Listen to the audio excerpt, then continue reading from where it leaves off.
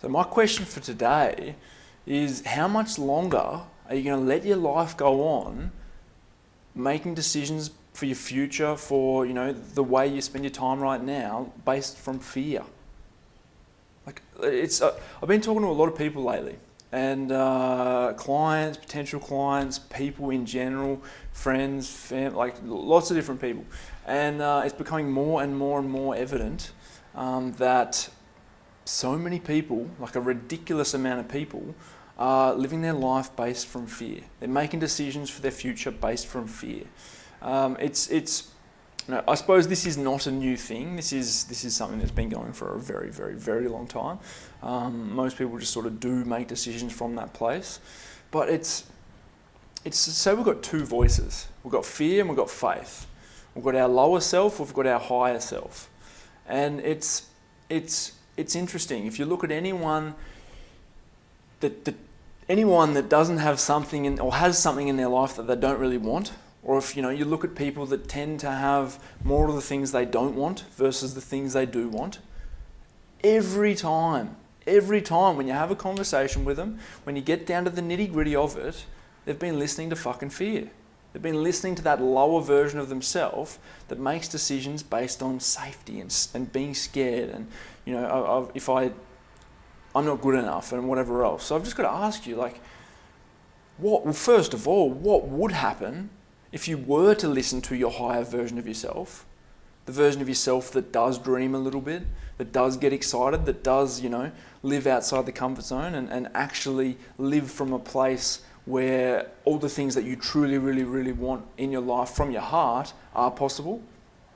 If you were to listen to that version of yourself, that higher version of yourself that does try and creep its way in, but you probably just push it to the side. If you were to actually listen to that version of yourself, what do you think would actually happen? Would your life improve? Most of us know it would, but we're just too scared to do it. Maybe we start doing it a little bit, and it's like, oh, holy shit, and we get scared of what could possibly happen, of how amazing our life could potentially be if we were to stick out the course of listening to that higher version of ourselves and acting in alignment for 6 months, 12 months, 5 years. Holy shit, how good could life get? And the problem being is, for most of us as a society, as individuals, we've become so addicted and familiar and comfortable in living in fear and living as a dulled down, lower stated version of ourselves, that it feels way too uncomfortable to live and to listen to our higher self and align with that. So we just stay doing what the masses do. We just stay in this familiar, uncomfortable place where potentially life is leaning a lot more towards the side of having a lot more things that we potentially don't want. Things that aren't really serving our higher self.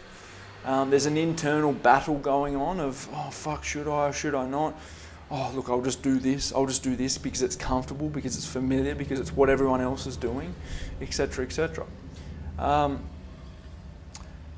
So if this speaks to you, and if you realise, hang on, I have been listening to that version of myself that is scared, that is fearful, that is just comfortable, and isn't really my truth, and if there is a deep thing within you, sort of like a burning desire, an untalked about just feeling within your gut that you could do more and you would like to do more and that is the better path for you to go on, but you're too scared, I've just got to ask you, what is the fucking true impact of what is the actual, impact it's going to have on your life if you look into your foreseeable future, your next 20, 30 years. If you keep listening to that lower version of yourself that's based upon fear and really, is based upon thinking that you're not good enough to go for what you really want in life, you're not good enough to have the health you really want to have, you're not good enough to take absolute control and responsibility for your life, whatever it may be.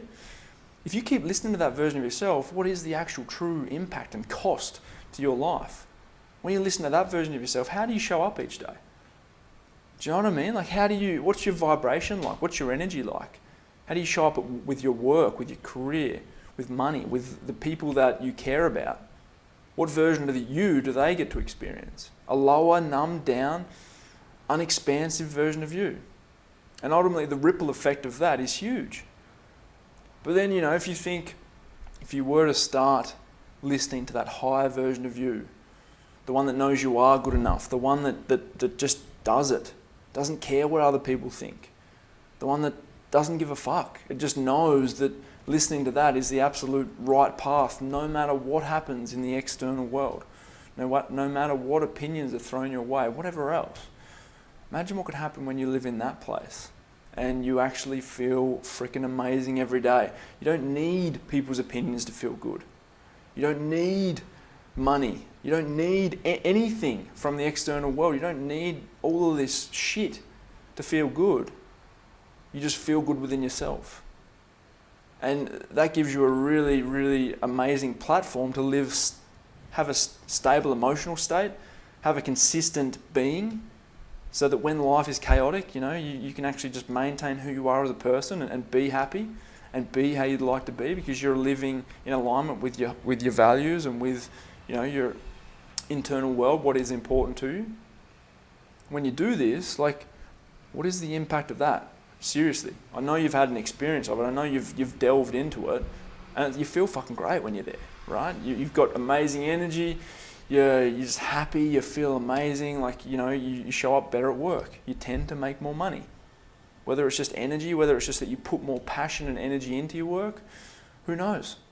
You have better relationships. You can connect better. You're not stuck in your head. You can actually be present. And, everything, your day-to-day experience, you just have more fun. You live in a higher emotional state. You feel more grateful. You feel happier, etc., etc., etc. Think of the ripple effect of that into the next 20, 30 years of your life. So I've just been on here rambling. I hope it's given you some value, but honestly, it's you make the decision to align with the higher version of yourself, that voice within your head that's telling you what you should really fucking do.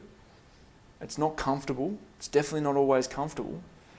But you listen to that and you go all in, what's going to really happen? You've got the choice. So maybe comment below or send me a message. Let me know, which voice have you been listening to, fear or faith? And, which voice do you think will benefit you the most? What's actually the impact of you really, really going all in on that higher self versus living in your lower state? What is the real impact? And what do you choose to do moving forward from this day on? All right. Have a wicked day. Pumped. I'm going all in on faith. And I feel fucking amazing for it. Peace.